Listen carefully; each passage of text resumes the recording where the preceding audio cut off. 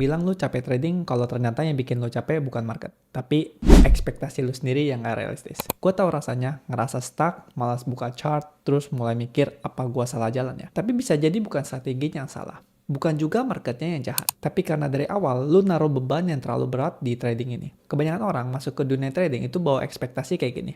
Gue pengen dapat 10% nih per bulan. Atau gue pengen cepat gantiin gaji dari kantor sekarang. Atau gue pengen jadi full time trader tahun ini. Realitanya, skill lu tuh mungkin belum kesana. Atau jam terbang lu tuh belum cukup. Atau strategi yang lu pakai sekarang itu belum matang.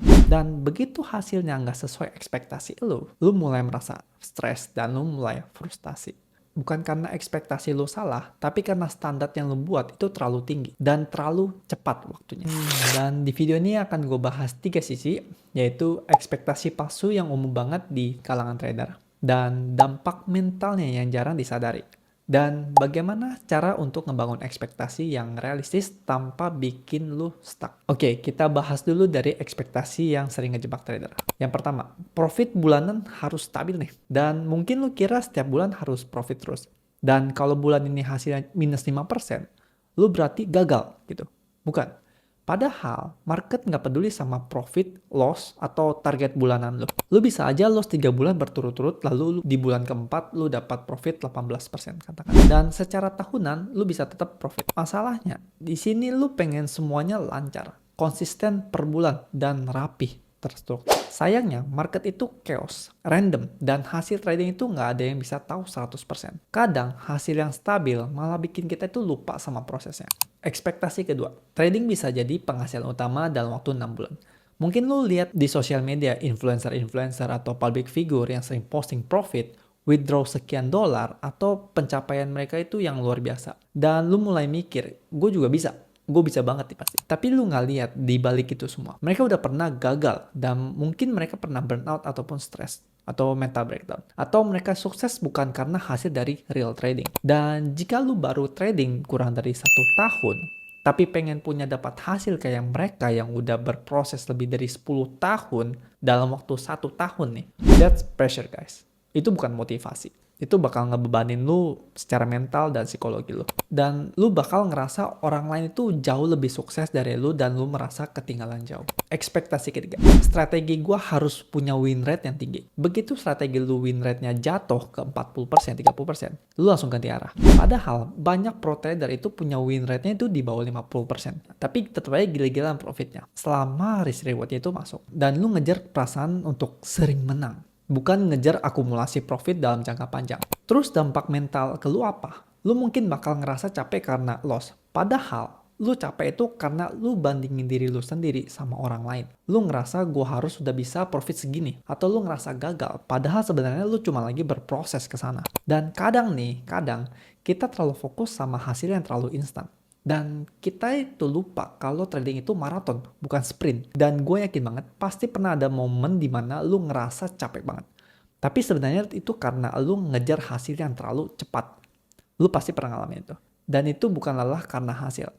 Tapi lelah karena pikiran lu yang naruh beban terlalu berat di punggung lu sendiri. Dan parahnya lagi, ekspektasi lu itu bikin lu overtrade, nggak disiplin, gonta-ganti sistem, dan sering revenge trading nggak jelas. Karena lu pengen kejar hasil yang sebenarnya belum pada waktunya, belum timingnya. Gimana solusi untuk membangun mentalitas atau ekspektasi yang sehat? Step pertama, ukur performa dari proses bukan hasil. Ganti pertanyaan lu dari bulan ini gue profit berapa ke berapa banyak trade yang gue eksekusi sesuai dengan trading plan. Karena hasil itu efek samping dari proses yang benar. Kalau prosesnya benar, lambat laun hasilnya bakal ngikutin juga. Jadi kalau gue tanya, lu lebih sering mikir soal hasil atau prosesnya? Step kedua, kasih deadline buat skill, bukan ke profit. Maksudnya gimana?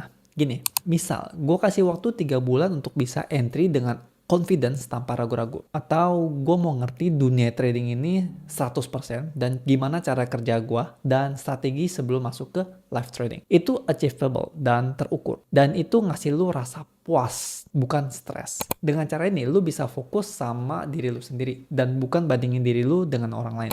Step ketiga, bandingin diri sendiri 3 bulan lalu. Bukan orang lain 3 tahun di depan lu. Lu nggak tahu latar belakang orang itu. Mungkin dia dulu anak accounting, finance, atau mereka kerja di bidang itu. Dan mungkin dia dulu full time dan lu di luar bidang itu. Coba bandingin kemajuan diri lu sendiri. Misal, dulu lu sering overtrade. Sekarang cuma bisa 1 sampai 2 kali seminggu. That's progress, bro. That's kemajuan.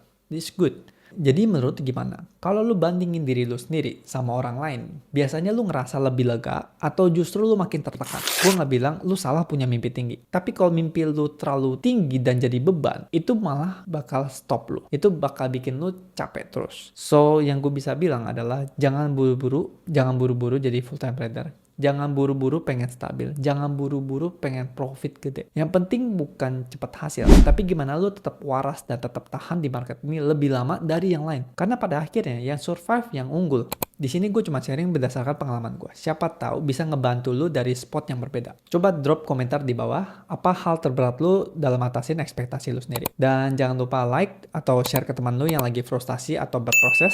Dan subscribe biar lu gak ketinggalan video kayak gini selanjutnya. Oke, sekian dari gua. Stay safe and happy trading guys.